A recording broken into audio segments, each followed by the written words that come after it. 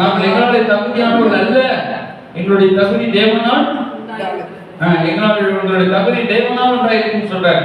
என்ன சொல்றாரு? எங்களுடைய தகுதி நாங்கள் யோசிக்கிறது இருக்கு. அப்போ நாங்கள் சிந்திச்சு ஒன்றை செய்கிறதுக்கு கூட நாங்கள் தகுதி அற்றவர்கள் தான். ஆனாலும் எங்களுடைய தகுதி யாரால் உண்டாயிருக்கிறது?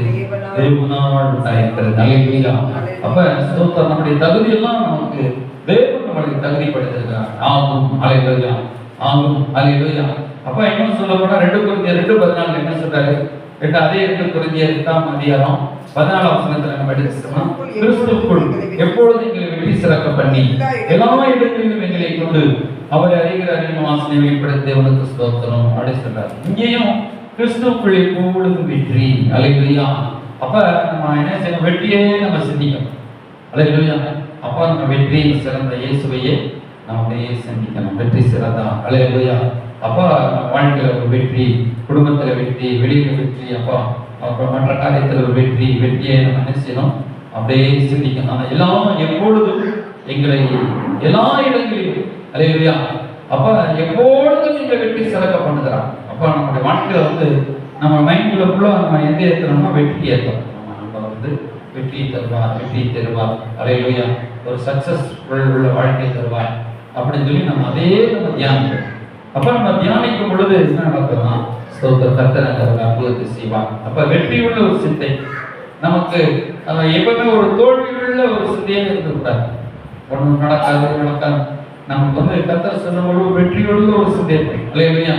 இப்போ மோசே ஆண்டவர் சொல்றாரு, இப்ப ஜனங்களை கூட்டு வரணும் அப்படின்னு சொல்லி பழைய பாட்டுல சொல்லுவார், யாத்திரா புஸ்தகத்துல. அப்ப பொழுது மோசே சொல்றாரு, ஸ்தோத்திரம், என்ன சொல்றாருன்னா, ஆண்டவரே நான் திக்குவாய் மக்கள் நாமமா இருக்கிறேன், வேறையாக அனுப்பாடி சொல்லலாம். அப்ப ஆண்டவர் 3ஆம் அதிகாரம் 4ஆம் அதிகாரத்துல அதை சொல்வார். யாத்திரை 4:10 சொல்வார், ஆண்டவரே இதற்கு முன்னாவது திருவுக்கு அடியனோடு பேசினதுக்கு பின்னாவது நான் வாக்கு வல்லவன் அல்ல, நான் திக்குவாயும் அந்த நாவும் உள்ளவன். அல்லேலூயா. அப்ப ஆண்டவர் சொல்றாங்க, நான் சரியா பேச தெரியாது அப்படி சொல்றான். ஆண்டவர் சொல்றாரு, நான் வாயோடு கூட இருப்பேன். அல்லேலூயா. நான் நீ பேச வேண்டிய உனக்கு போதிப்பேன்னு சொல்றாரு. அல்லேலூயா. அப்புறம் என்ன சொல்றான்? 13 என்ன சொல்றான்? ஆண்டவரே அனுப்ப சித்தமாய் இருக்கிற வேற யாராலையும் அனுப்பும் என்றான். வேற யாராலையும் அனுப்பும் ஆண்டவரேன்னு சொல்றான். அல்லேலூயா. அப்ப ஆண்டவர் சொல்றாரு, நீ சகோதரன் உன்னோட கூட வருவான், நீ போ அப்படின்னு சொல்றாரு. அல்லேலூயா. ஸ்தோத்திரம். அப்ப ஆண்டவர் இப்படி சொல்லி அவனை எப்படியாவது அனுப்பிடாரு. அவனை அனுப்பி ஸ்தோத்திரம் இப்படி எதிர்மறையான பேச்சுக்கெல்லாம் பேசுறான். ஆண்டவருக்கு நிறைய அற்புதங்களை காமிச்சிருந்தார். வெண் புஸ்தகத்தை காமிச்சாரு, அப்புறம் சர்ப்பத்தை போடும்போது காமிச்சாரு. இப்படி நிறைய காரியங்களை காமிச்சாலும் திரும்ப அவன் இதே சொன்னான். அப்ப ஒரு வழியில அவன் போயிட்டான். ஆண்டவர் இந்த கோலை கொண்டு போ, இதை கொண்டு நீ அற்புதங்களை செய்வாயாக அப்படின்னு சொல்லி ஆண்டவர் அனுப்புறாரு. அப்ப இந்த மோசைக்கும் ஒரு தோல்வியான எண்ணங்கள் இருக்கு. இந்த தோற்று போயிடும், நம்ம போனா நம்ம கேட்க மாட்டாங்க, ஜனங்க என்ன செய்ய மாட்டாங்க, நம்ம சொல்றதை கேட்க மாட்டாங்க அப்படியே இருந்துச்சு. ஆனாலும் ஆண்டவர் இப்போ வணங்காட்டத்துல ஜனங்கள்லாம் வருவாங்க. அல்லேலூயா. நான் அந்த ஜனங்களை கூட்டிக் கொண்டு வருவேன் சொல்றேன். அல்லேலூயா. அப்ப ஆண்டவர் நமக்கு என்ன காரியங்கள், சில காரியங்கள் சொல்லும் பொழுது நமக்கு அது தோல்வி கூட தெரியும். ஆனாலும் ஆண்டவர் அங்க ஜெயித்து தருவார். அல்லேலூயா. அடுத்து பயம். 2வது காரியம் பயம். ஒரு எதுக்கெடுத்தாலும் பயம். அப்படி ஒரு பயப்படுத்துறவங்க அவிசுவாசிகள் எங்க போவாங்க? நரகத்துக்கு போவாங்க. நம்ம எதுக்கெடுத்தாலும் பயந்துட்டே இருக்கிறோம்னா நம்ம வாழ்க்கையில் நம்ம ஜெயிப்படுத்த முடியாது. அப்ப பயத்தை புறம்பை தள்ளும் சொல்றாரு. பூரண அன்பு பயத்தை புறம்பை தள்ளும். சிலருக்கு நமக்கு பயமா இருக்கும் ஒரு காரியத்தை செய்யும் பொழுது. அல்லேலூயா. எந்த ஒரு காரியத்தை செய்யும் பொழுது அது நடக்குமா, நடக்காதா, தோல்வி முடிச்சுமா, எல்லாத்திலும் ஒரு பயம் இருக்கும். ஆனா ஆண்டவர் சொல்ற பூரண அன்பினால், தேவ அன்பினால் நம்ம என்ன செய்யணும்? ஒரு காரியங்களை நம்ம செய்ய வேண்டும். அல்லேலூயா. ஸ்தோத்திரம். அப்ப நம்ம எதுக்கு பயப்படணும்? கர்த்தருக்கு பயப்படுதலே ஞானத்தின் ஆரம்பம் சொல்றேன். அல்லேலூயா.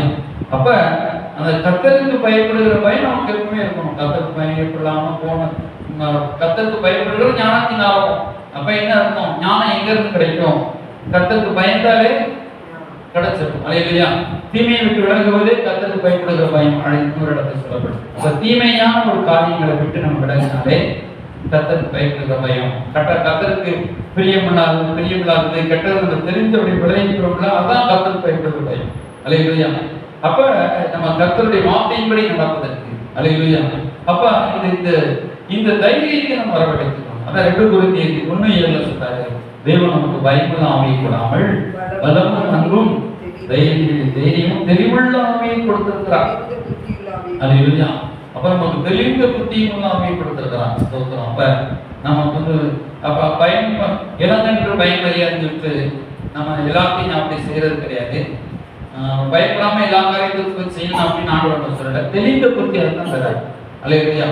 பயமுள்ள ஆவியை நமக்கு கூடாமல் பலமுள்ள ஆவியை நம்ம கொடுத்திருக்கிறார். அதே நேரத்தில் அன்புள்ள ஆவி வேணும். அல்லேலூயா. இப்ப பயப்பட மாட்டேன்னு சொல்லிட்டு நம்ம எல்லாத்தையும் பெரியவங்களெல்லாம் கண்டமானிட்டு பேசிட்டு அது பயப்படுற காரியம் கிடையாது. இப்போ ஒரு பெரிய ஆள் இருக்கிறாங்க, அந்த அவர் போய் போட பேசி பெரியவங்களோட மதிப்பு இல்லாமல் பேசி நான் பயப்பட மாட்டேன் அப்படின்னு சொல்றது அது கிடையாது. அது தப்பான காரியம், அது பாவம். புரியுதா உங்களுக்கு? நம்ம பயப்படுகிற என்ன ஒரு காரியம், ஒரு படிக்க முடியாது, என்னால் படிக்க முடியல அப்படின்னு சொல்றது ஒரு பயம். அப்ப என்னால் ஒரு தொழில் பண்ண முடியாது ஒரு பயம். அப்ப என் வாழ்க்கையில வாழ முடியாது ஒரு பயம். பிசாசு நமக்கு பயப்படும். புரியுதா உங்களுக்கு? அப்ப இந்த வீக்னஸ், அப்ப வீக்னஸ் சொல்லும் பொழுது இங்கிலீஷ்ல வீக்னஸ் அப்படின்னு சொல்லும் பொழுது ஒன்னும் அவிசுவாசிகளையும் வீக்னஸ் சொல்றாங்க. இன்னும் பலவீனமா இருக்கிறாங்களே, அதாவது கோவப்படுறாங்களே, இப்ப கோவப்படுறாங்க, அளவுக்கு மீறி கோவப்படுறாங்க, நியாயமான கோபம் ஒன்று இருக்குது. அப்ப இன்னொன்று முரட்டாட்டத்தனமா கோவப்படுவாங்க. அவங்களாம் எப்படி என்ன வீக்னஸா இருக்காங்கன்னு அர்த்தம். பைபிள் தான் சொல்ற வீக்னஸ், வீக்கா இருக்கிறாங்க. இதெல்லாம் ஆவிக்குரிய இதில் ஆவிக்குரிய வாழ்க்கையில என்ன செய்யறாங்க, அவங்க வீக்கா இருக்கிறாங்க. அதான் பைபிள் சொல்லுது. அல்லேலூயா. அப்ப நமக்கு தைரியத்தை கடவுள் கொடுக்குறாங்க. நம்ம என்ன செய்யறது, இந்த ஒரு இடத்துக்கு நம்ம கரெக்டா போனது ஒரு தைரியம். அல்லேலூயா. ஒரு டீச்சர் திரும்பதான் நம்ம ஆன்சர் கொடுக்குறது ஒரு தைரியம், அல்லது ஒரு ப்ரெசென்ட் பண்ணது ஒரு தைரியம். அல்லேலூயா. ஒரு சரியான நேரத்துக்கு நம்ம வர்றது ஒரு தைரியம். அப்ப நமக்கு நம்ம எதை எடுத்தாலும் ஒரு பயந்து ஒரு செய்யாம இருக்கிறாம ஒரு துணிச்சலா ஒரு காரியம் வாழ்க்கையை சொல்லும்போது சொன்னாரு, சிலர் பயந்தே வாழ்க்கையில் முன்னேறாம போயிடறாங்க. ஒரு பிசினஸ் பண்ணும் பொழுது பயம் ஏற்பட்டு அந்த பிசினஸ் பண்ணாம போயிடறாங்க. அதனால பொருளாதாரத்தை நினைச்சு போயிடறாங்க. ஒரு காரியத்தை செய்யும் பொழுது ஊழியமான சரி, ஒரு காரியத்தை நம்ம செய்யும் பொழுது தைரியம் இல்லாம நம்ம பயத்தோட நம்ம செஞ்சிட்டோம்னா நம்ம பயத்துல சில செய்யாம விட்டுருவோம். பயத்துல செய்யறது ஒன்று இருக்கு. இப்ப நம்ம பேரு கடலை நட அப்படின்னு ஆண்டு சொல்லிட்டார். அவன் ஏதோ பயந்து அப்புறம் விசுவாசத்தோட நடந்துட்டான். அப்புறம் காட்டு பலமாடுங்கிற உடனே பயந்து விசுவாசத்தை விட்டான். இந்த பயம் வந்தாலே ஆட்டோமேட்டிக் தான் வந்துடும். ஆனா கொஞ்சம் அவனுக்குள்ள பயம் இருந்தாலும் கொஞ்சம் விசுவாசத்தை வரவழைச்சு கடல் மேல நடந்தான். அது ஒரு ஆண்டவர் என்கரேஜ் பண்ணினார். ஆனா அவனுக்குள்ள ஒரு கடல் கொந்தளிக்கும் ஒரு பயம் வந்த உடனே உள்ள இருக்கு. அது அப்ப நம்ம என்னைக்குமே என்னால செய்ய முடியாது, எங்களால முடியாது பயந்துட்டே இருக்கோம்னா நம்மளால சேர்ந்து அந்த பாயிண்ட் அந்த என்ன செய்யணும், அந்த எதிர்மறையான எண்ணங்களை நம்ம ஸ்ட்ராங்கா மாற்றணும். அல்லேலூயா. நம்முடைய எண்ணங்கள் பவர்ஃபுல்லா இருக்கணும். நம்ம ஒரு தைரியமா காரியங்களை செய்யத்தக்கதாக ஞானம் உள்ளவர்களாக இருக்கணும். அதே சொல்றாரு, மன தெளிவு தெளிந்த புத்தியா செய்ய சொல்றாரு. அல்லேலூயா. நம்ம பயம் இல்லாம எல்லா காரியத்தையும் செய்யணும்னு ஆர்டர் சொல்லல, தெளிந்த புத்தியா கவனமா ஒரு காரியத்தையும் செய்யும். அல்லேலூயா. காரியங்களாம் நம்ம செஞ்சா எப்படி இருக்கணும். இப்போ ரோட்ல பைக்ல ஓட்டுறோம், அதே நடு ரோட்ல ஓட்டிட்டு போக முடியாது. நான் பயப்பட மாட்டேன், நடு ரோட்ல ஓட்டிட்டு போக முடியுமா? போக முடியாது. அப்ப அதுக்கு பயப்படும், பின்னாடி வாகனங்கள் வரும் அப்படின்னு நம்ம சைக்கிள் அது ஞாபகம். அல்லேலூயா. ஸ்தோத்திரம். நம்ம சிலர் புறப்பாட்டுத்தனமா சண்டை போட்டுட்டு இருப்பாங்க. அது கிடையாது, அதை சொல்லலாம் ஆண்டவர். அல்லேலூயா. நம்முடைய ப்ரொஃபஷனல் ஒர்க்ல, நம்முடைய படிப்புல, அல்லேலூயா, நம்முடைய வாழ்க்கையில ஒரு தொழில் பண்றதுல, நம்ம ஊழியம் செய்கிறதுல, ஒரு காரியத்தை செய்கிறதுல நம்ம என்ன செய்யணும், தைரியமாக நம்ம செய்யணும். அல்லேலூயா.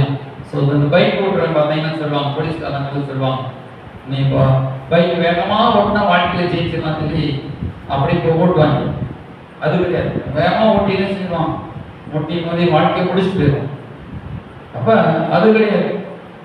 இந்த பைக் ஓட்டுறதுலையோ வேகம் எடுத்து ஓட்டுறது அது கிடையாது வாழ்க்கை. நம்ம வாழ்க்கை பொறுமையோடு இருக்கு. நம்ம ஒவ்வொரு காரியத்தையும் அதை வாழ்ந்து காட்டுறது தான் ஒரு தைரியம். அல்லேலூயா. ஸ்தோத்திரம். அப்ப சிலர் என்ன செய்வாங்க, பயத்துக்கு போய் தற்கொலை பண்ணிக்கணும் அந்த உலகத்துக்காக. அப்ப அதுவும் ஒரு பெரிய ஒரு ஆபத்தான், சாத்தானுடைய ஒரு ஆபத்தான ஒரு ஆயுதம். அப்ப சிலருக்கு இந்த கோழைத்தனமா இருக்கனால தான் அந்த தற்கொலைக்கு நேராக போறாங்க. அப்ப அந்த பயத்தை பிசாசு கொடுத்துடும். அப்ப அந்த பயத்தை எடுத்துக்கொண்டு அதுக்கு எதிரடியா இருக்கிறதான தைரியத்தை நம்ம என்ன செய்யணும், ஸ்ட்ராங்கா வைத்துக்கணும். அல்லேலூயா. மூணாவது கஷ்டம். நம்ம வாழ்க்கையில் என்ன செய்வோம், சிலரும் கஷ்டம் கஷ்டம் கஷ்டம் சொல்லுவோம். ஐயோ கஷ்டமா இருக்குது, வாழ்க்கை கஷ்டமா இருக்குது அப்படின்னு சொல்லுவோம். அந்த கஷ்டத்தை நம்ம என்ன செய்யணும், நமக்கு எல்லாமே கஷ்டப்படுகிற ஒரு சிந்தையாகவே வந்துடும். இந்த கஷ்டம் கஷ்டம் நம்ம சொல்லிட்டு இருக்கோம்ல, அது என்ன செய்யணும், ஆழமா பதிஞ்சு அது ஸ்ட்ராங் ஃபோல்டாக. அதுதான் அவர் சொல்றாரு, இந்த குறிஞ்சிய 10ஆம் அதிகாரத்தில் புரோஃபெசர் சொல்றாரு, உங்களுக்கு விரோதமான அரண்கள், பிசாசுடைய அரண்கள் என்ன செஞ்சிருவாங்கன்னா, அதான் நம்ம வச்சுருவாங்க பாருங்க. 4ஆம் வசனம் சொல்றாரு, எங்களுடைய போராட்டங்கள் மாம்சத்துக்கு ஏற்றவர்களாயிராமல் அரண்களை நிர்மூலமாக்குவதற்கு தேவ பலம். இதெல்லாம் அரண்கள். என்னென்ன அரண்கள்? தோல்வி ஒரு அரண், தோத்து போயிரும் நினைச்சிட்டே இருக்க, அது மைண்ட்ல போய் செட் ஆயிடும். மைண்ட்ல வந்து ஒரு வீடு மாதிரி அங்க போய் பதிஞ்சிடும், ஆழமா பதிஞ்சிடும். அப்படி அதுலேயே பயம் ஆழமா பதிஞ்சிடும், அப்படியே அதுலேயே இருப்பாங்க. கஷ்டம், இந்த கஷ்டம் சொல்றாங்க. சின்ன வயசுல அம்மா அப்பாட்ட வந்து வாழ்ந்துருப்போம்.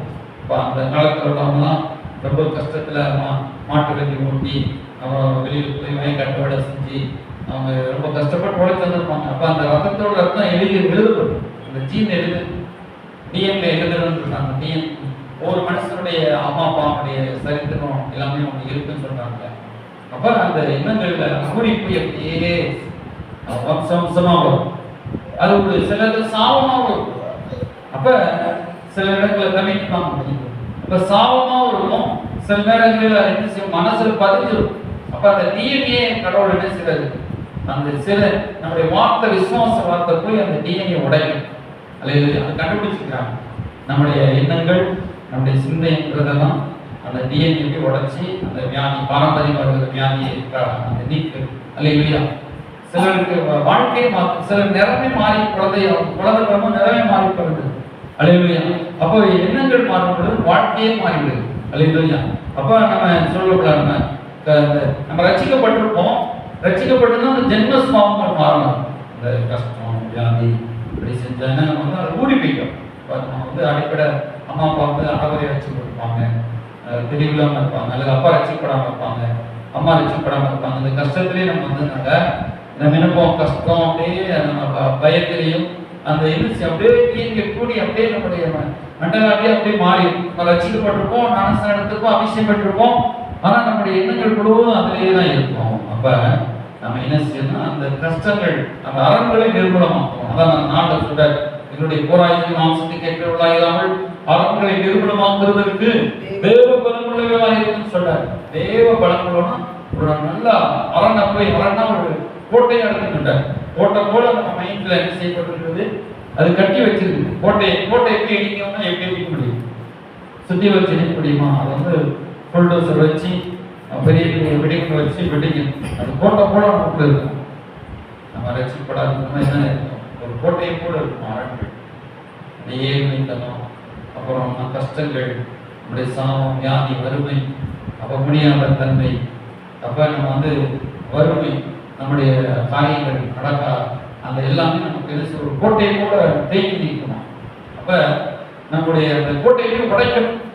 இப்ப கோட்டையை உடைச்சி நம்ம ரிலீஸ் பண்றோம். அல்லேலூயா. நம்முடைய எண்ணங்கள் மாறினா தான் நம்மளோட வாழ்க்கை. அல்லேலூயா. நம்முடைய சிந்தனைகள் மாற்றத்தை கொண்டு வரும். நம்முடைய எண்ணங்கள், நம்முடைய பழைய எண்ணங்களெல்லாம் எடுத்து அந்த எண்ணங்கள் இப்போ மேலே நம்ம கட்டணம் என்ன செய்வோம், பழைய கோட்டை இதெல்லாம் இடிப்பாங்க, பிடிச்சு இப்பத்தி விட்டு தான் மேலே அதை புதுப்பாங்க. அல்லேலூயா. அப்ப நம்ம வாழ்க்கையில் இருக்கிற பழைய எண்ணங்கள் எல்லாம் உடைச்சி அப்படியே ஆண்டவருக்கு நம்ம வாழ்க்கை கொடுக்குறோம். அப்புறம் நம்ம ஆண்டவருக்கு காணிக்கை கொடுக்குறோம். அப்புறம் ஆண்டவருக்கு நம்ம ஏதாவது செய்கிறோம். அந்த முந்தி வந்து ரொம்ப சிக்கனமாக, ரொம்ப சுருக்கமாக நம்ம இருப்போம். எதுவுமே நம்ம செய்யணும், அந்த அளவோடு நடந்துக்கிறோம். நம்ம ஆண்டவருடைய அளவில ஆசீர்வாதத்தை நம்ம பெற்றுக்கொள்ளணும்னா அந்த கோட்டைச்சவரெல்லாம் இடிச்சு, அப்போ நம்முடைய தரித்திரம், நம்முடைய பயம், நம்முடைய கஷ்டம், நம்முடைய வறுமை எல்லாம் இயலாமையெல்லாம் அடுத்து போட்டு அப்போ நம்ம நல்ல ஒரு நல்ல ஒரு தாராளமான ஒரு இதயத்தை அப்படி சிந்தனை. அல்லேலூயா. அதான் தாவீது சொல்றேன், என் இதயத்தை விசாலமாக்கும் சொன்னான். நம்முடைய வழியில் நடக்கும்படி. அல்லேலூயா. சங்கீத புத்தகத்தை எடுத்துட்டீங்கன்னா சங்கீதம் 119 சங்கீதத்தில் சொல்வார், என்னுடைய வழிகளை நடக்கும்படி என்னுடைய இருதயம் விசாலமாக தான் நம்முடைய கற்பனைகளின்படி நடக்க முடியும்.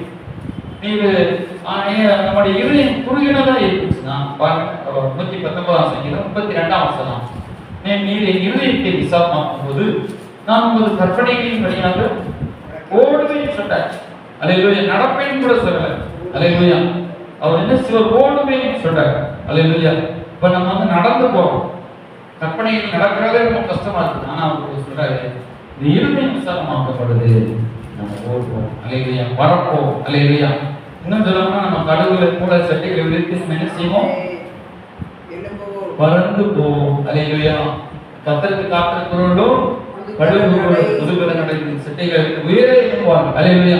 இவர்கள் சொல்றாரு, அது கற்பனை வழியாக ஓடுவேன். இருதயம் அல்லேலூயா. அப்ப இருதயம் நமக்கு என்ன செய்யறது, நம்ம இருதயத்தை ஒடுங்கி போயிருக்கு. சில இருதயம் பார்த்தீங்கன்னா ஒடுங்கி இருக்கு. கவலையினால பைபிள் எழுதப்பட்ட ஆவி சூத்திரம் வசனம் மாம்சமும் பலவீனம் உள்ளது. இன்னொரு வசனம் சொல்றாங்க, இருதயத்தை ஆவி ஒடுங்கி போயிருந்துச்சுன்னா வாழ்க்கையை ஒடுங்கி போயிருப்பான். ஒடுங்கின ஆவி அப்படி சொல்லப்பட்டோம். அப்ப நொறுங்கின ஆவி, சில ஆவி ஒடுங்கி மனசு வந்து வாழ்க்கையில எல்லா பிரச்சனையும், கணவரால பிரச்சனை, வீட்டில் பிரச்சனை, வெளியில பிரச்சனை, சில பெண்களுக்கு நொறுங்கி கொண்டு வருவாங்க. அப்ப அந்த நொறுங்கின ஆவி, நொறுங்கின இருக்கு. அல்லேலூயா. ஸ்தோத்திரம். அப்ப என்னன்னா நம்ம என்ன செய்யணும், இப்படி காரியங்கள் அப்புறம் அந்த காரியங்கள் என்னன்னா அந்த நொறுக்கிடுச்சு. அவங்க நல்ல இதயத்தை வெளியில் இருக்கிற வார்த்தைகள் நொறுக்கிடுச்சு. இன்னும் ஒரு சிலர் கூட என்னன்னா அந்த இந்த சாபங்கள்லாம், இந்த பலவீனங்கள்லாம் என்ன அரணாவே இருக்கும். அதை போய் நம்ம என்ன செய்யணும், தேவனுடைய வார்த்தையை கொண்டு உடைச்சி அதை என்ன செய்யணும், நேரம். அல்லேலூயா. அந்த கஷ்டம் அப்படியே நம்ம ஒரு வேலை செய்ய சொல்லும் பொழுது கஷ்டமா இருந்துருவாங்க. அதான் வெளியில் முன்னாடி சொல்றாரு, ஆசையாய் தொடர்கிறேன். கிறிஸ்தவ வாழ்க்கையை நம்ம கஷ்டமா இருக்கு நம்ம சொல்ல ஆரம்பிச்சிடும். ஆனா தாவி சொல்றாரு, இருதயத்தை விசாலமாக்கும் ஒரு வழியில் நடப்பியா ரொம்ப நான் என்ன செய்வேன், விசாலமாக்கும் பொழுது அது நடப்பேன் முடியும். அல்லேலூயா. அப்ப சாபம் நம்ம வாழ்க்கையில் அது ஒரு சாபங்கிறது வந்து ஒரு மூதாதையர் மூலமாக அல்லது செஞ்ச பாவத்தின் மூலமாக சாபம். அது வந்து நம்ம என்ன செய்யணும், அது ஆசீர்வாதமான வார்த்தைகள் சொல்றோம். கலாத்தியர் 3 சொல்றாங்க, கலாத்தியர் 3ஆம் அதிகாரத்துல ஆபிரகாமின் ஆசீர்வாதங்களை தலைமையில் இருக்கிறது அப்படின்னு சொல்லி நம்ம அறிக்கிறோம். என்ன சொல்றாரு, ஆபிரகாமுக்கு உண்டான ஆசீர்வாதம் கிறிஸ்து இயேசுவினால் பிரஜாதிகளுக்கு வரும்படியாக ஆவியை கொண்டு இல்லையா கிறிஸ்தவ வாக்குத்தத்தத்தை நாம் விசுவாசத்தின் பெரும்படியாக இப்படி ஆயிற்று. ஆபிரகாமுக்கும் அவருடைய சந்ததிக்கும் வாக்குத்தத்தங்கள் பண்ணப்பட்டன. அந்த சந்ததியை சொல்லும் பொழுது அநேகரை ஒன் சந்ததிக்கு. அப்போ வாக்குத்தத்தம் பண்ணப்பட்ட இந்த ஆசீர்வாதம் நம்ம தலைமையில் இருக்கிறது. அல்லேலூயா. ஸ்தோத்திரம். அந்த வாக்குத்தத்தம் நம்முடைய தலையின் மேல் இருக்கிறது. அல்லேலூயா. எதை செய்தாலும் வாய்க்கும் கர்த்தர் நம்மளை வாய்க்க பண்ணுவான். அல்லேலூயா. வாக்குத்தத்தம் ஆசீர்வாதம் வேற, வாக்குத்தத்தம் வேற. அல்லேலூயா. இந்த ஆசீர்வாதம் எது மூலமா வருகிறது, வாக்குத்தத்தத்தின் மூலமா வருகிறது. நம் வாக்குத்தத்தம் பண்ணப்பட்டவர்கள் தான். அல்லேலூயா. நாம் வாக்குத்தத்தம் பண்ணப்பட்டிருக்கிறபடினாலே இந்த சாபம் வந்து நம்மளை மேற்கொள்ள மாட்டாது. அல்லேலூயா. ஸ்தோத்திரம். இந்த வாக்குத்தத்தம் ஆசீர்வாதம் குறித்து நம்ம ஒரு ஞாயிற்றுக்கிழமை ஆராதனையில கூட நம்ம செய்திருக்கலாம். பாருங்கன்னா இந்த ஆசீர்வாதம் நம்ம வாக்குத்தத்தம் நம்ம தலைமையில் இருக்கு. அல்லேலூயா. அப்ப அதனால நம்ம என்ன செய்வோம், நம்ம மேல வந்துருவோம். அல்லேலூயா. அப்ப ஸ்தோத்திரம். வாக்குத்தத்தம் நம்ம மேலே இருக்கிறது. அந்த வாக்குத்தத்தத்தை நம்ம படிச்சுக்கணும். ஆபிரகாம், ஈசாக்கு, யாக்கோபு குப்பினார்கள் ஃபாதர் இருக்கிறார்கள் வாக்குத்தத்தத்தை. அல்லேலூயா.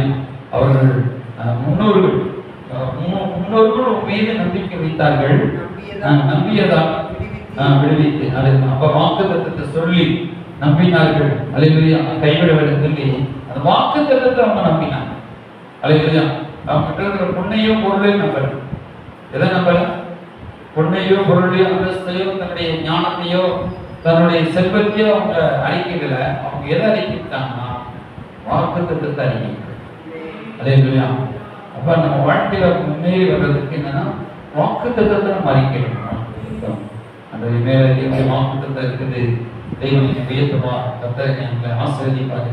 கர்த்தரை பெருக்க பண்ணுவாரு, கர்த்தரை நடத்துவாரு அப்படின்னு சொல்லி இந்த நமக்கு எதிர்மறையான எண்ணங்கள் வரும்பொழுதுதான் நம்ம என்ன எதை சொல்லணும், நம்முடைய சிந்தையில வந்து தாக்கும்போது நம்ம என்ன செய்யணும், அப்படியே நம்ம தாக்கும்போது நம்ம என்ன செய்யணும், ஆசீர்வாதத்தை நம்ம சொல்லணும். அல்லேலூயா. அப்ப நம்ம எதிர்மறையான எண்ணங்கள் வரும்போது பார்த்தீங்கன்னா அவங்க கொஞ்சம் வயசுலேயே ரொம்ப வயசாகிடுவாங்க, எலும்பெல்லாம் கூடி கூடி விலகம் ஆகிடுவாங்க.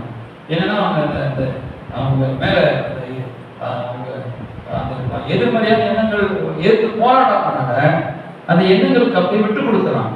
அவங்க ஆளையே அதை என்ன செஞ்சிடும், ஒடுக்கி அவங்க காலி பண்ணி கொஞ்சம் கொஞ்சமாக காலி பண்ணி கொஞ்சம் சிலர் வந்து 80 வயசுல பைக் பண்ணுறாங்க, 60 வயசுல வச்சுக்கலாம். அப்போ நம்ம என்ன செய்யணும், அந்த ஆசீர்வாதத்தை நம்ம வைக்கணும். அல்லேலூயா. நீண்ட ஆயுசு நாட்களை கத்த தருவார். நான் சரி நான் ஆசீர்வாதமாக இருப்பேன். அல்லேலூயா.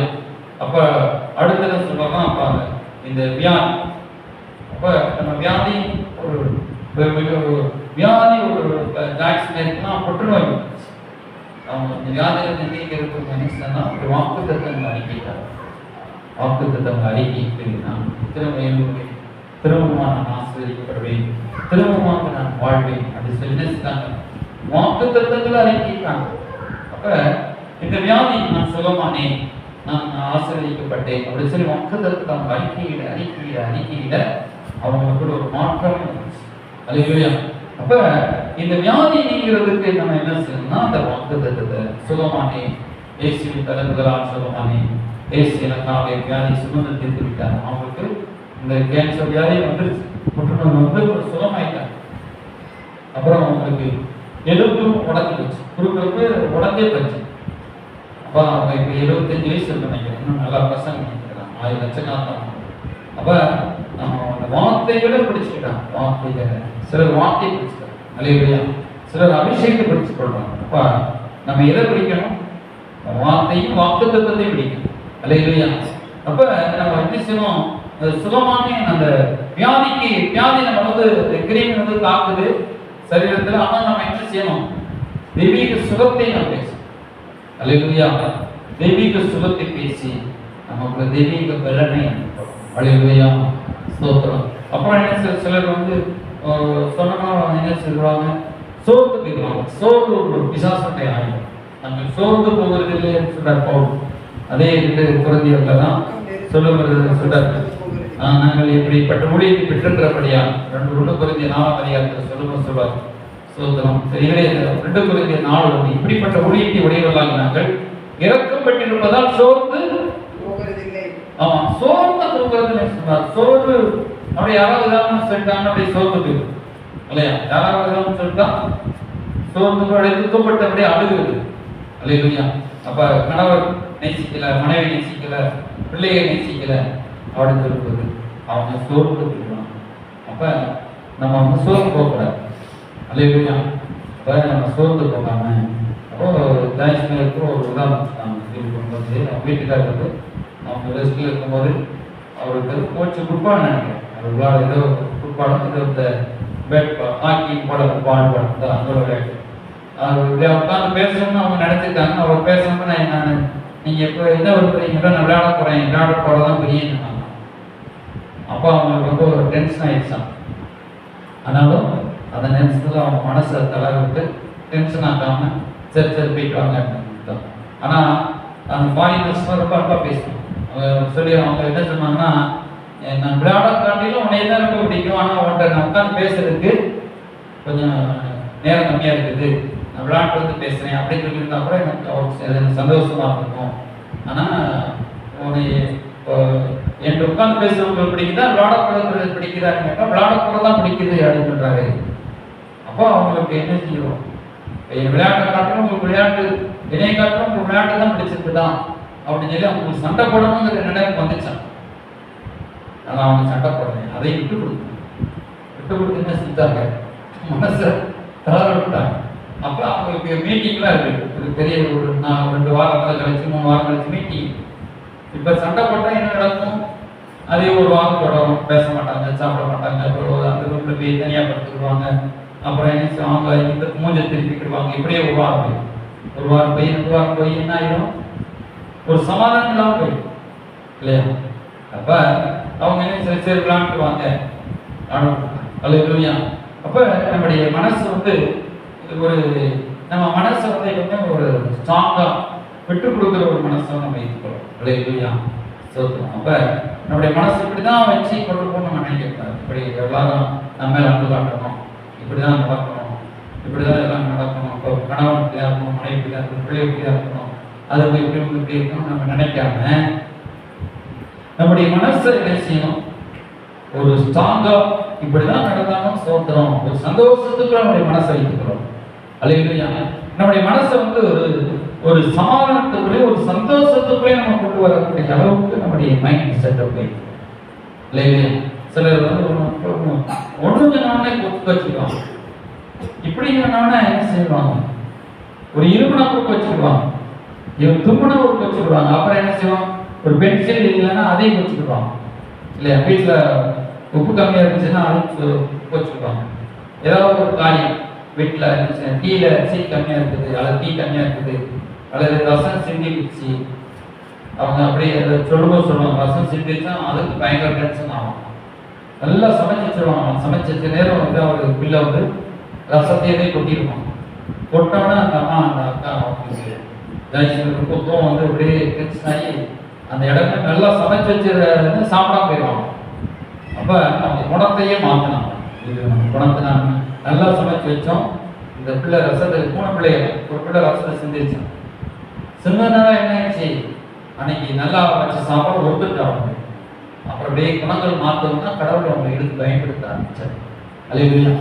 இப்போ நம்முடைய குணங்கள் மாறும்பொழுதுதான் கடவுளுடைய கையில் நம்ம வரணும். அல்லேலூயா. நம்ம எவ்வளவுதான் நம்ம பெரிய வல்லவர்களாக இருந்தாலும் நிறைய பேர் வல்லவர்கள் இருக்கிறாங்க, ஆனால் குணம் இல்லாமல் இருக்கும்.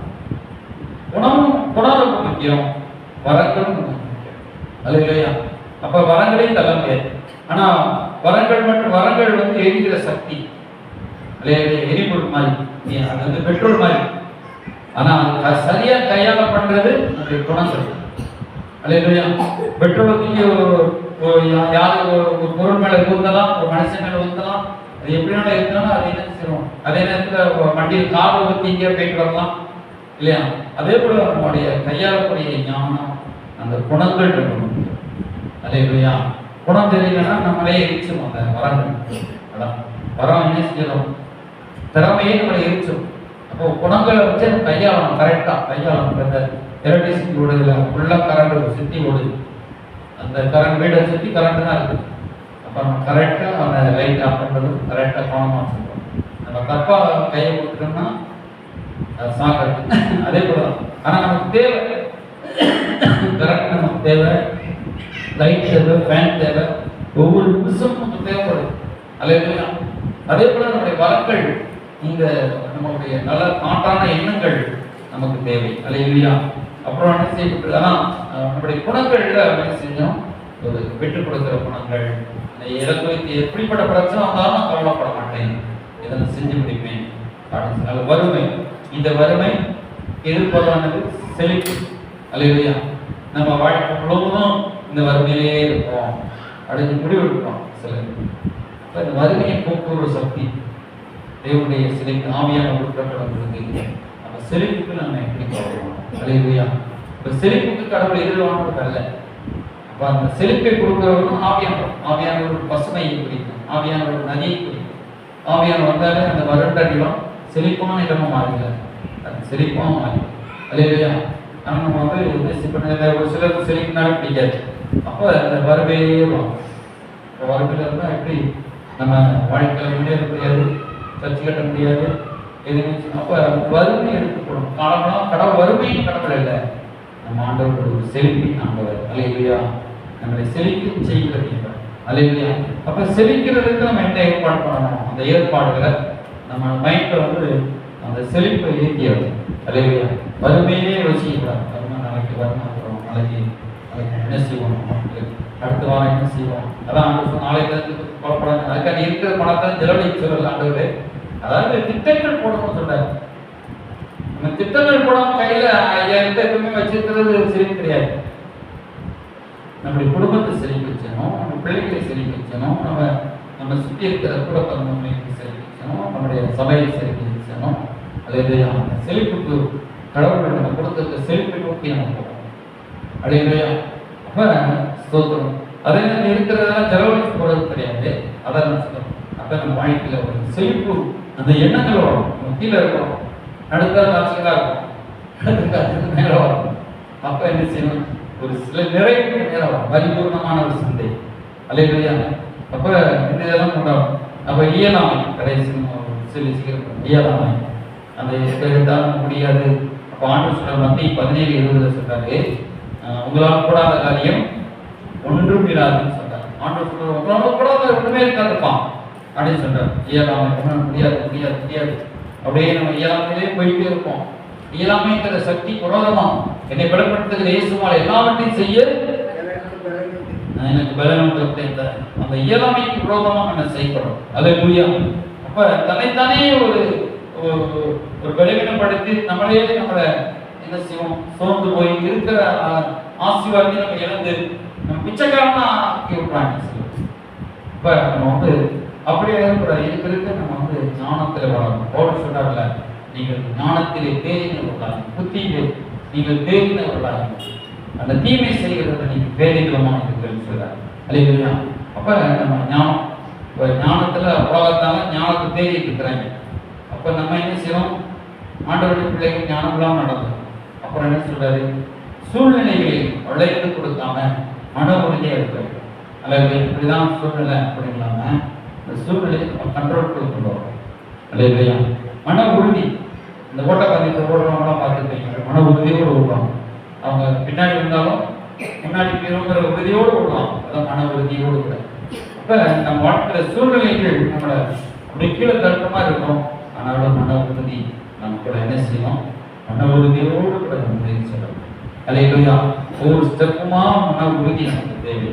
அப்ப பவுல் சொல்றாங்க, இரவு பகலும் கடைசியில ஒரு வசனம் சொல்ற 2 தீமோத்தேயு சொல்றாரு, இரவு பகலும் இதே சிரித்துக் கொண்டு அப்பொழுது என்ன செய்வார்? காரியத்தை வாங்கிக்கணும்னு சொல்றாரு. அல்லேலூயா. அப்ப கர்த்தர் நல்ல போராட்டம்னா இதே நினைச்சு சிந்தி அப்படின்னு சொல்றாரு. இப்ப சிந்திச்சேன்னா அப்ப நீ 3:4:15 சொல்றாரு, நீ தேர்வு யாரும் விளங்க இவைகளையே சிந்தித்துக் கொண்டிரு, இவைகளிலே நிலைத்திரு அப்படின்னு சொல்றாரு. நிலைத்திருக்கணும். நான் சொன்னேன், இன்னைக்கு நம்ம காதல கேட்டுட்டு கீழே போன உடனே அதை மறந்துடக்கூடாது. நம்ம காதல் கேட்போம், நல்ல சில செய்தியெல்லாம் காதல கேட்பாங்க, கீழே போன உடனே மறந்துடுவாங்க. அப்போ மறந்த உடனே கேட்காது. இப்போ நம்ம என்ன செய்யணும்? சிந்தையில ஏற்றி அப்படியே அதை மனசுக்குள்ள தியானம் பண்ணி அதையே நம்ம கை பண்ணோம்னா நிச்சயம் நம்ம வாழ்க்கையில ஒரு பெரிய ஒரு வெற்றியை நல்ல கண்களை முடிச்சோம். ஆண்டவரே, வார்த்தைக்கு அவர் ஸ்தோத்திரமப்பா. அந்த வார்த்தை கேட்கிற பிள்ளைகளை ஆசீர்வதிங்க. வசனத்தை கேட்கிற பிள்ளைகள் மேலே உடைய கரம் இருப்பதாக வசனத்தின் ஆண்டவரை சாட்சியா நிறுத்துங்க. ஆசீர்வதிங்கப்பா. ஆண்டவரை 10-15 குறிப்புகள் நாங்கள் இப்பொழுது தியானிச்சிருக்கிறோம். மன உறுதியா இருக்க உதவி செய்யுங்க. எங்களுடைய இருதயம், எங்களுடைய தாட்ஸ்லாம் ஆண்டவரே பலமுள்ளவைதான் இருப்பதாக, அதனுடைய பவர்ஃபுல் டான்ஸர் பாதாக ஆவியானவரே எங்களை வழி நடத்துங்கப்பா. சிந்தையை நிலைநிறுத்திக் கொள்ள உதவி செய்யும். சரியான நேரத்தில் அந்த உரைப்படிக்கு உதவி செய்யும். தாழ்ந்து ஜெபிக்கிறோம். இயேசு கிறிஸ்து நாமத்தில் நாம் வேண்டிக் கொள்வோம். அந்த யாவரையும் நீர் ஆசீர்வதி, நல்ல ஞானத்தை படிப்பித்தார் ஆசீர்வதி. இயேசு நாமத்தில் நாம் வேண்டிக் கொள்வோம். ஜீவனில் நல்ல பிதாவே. ஆமென். ஆமென்.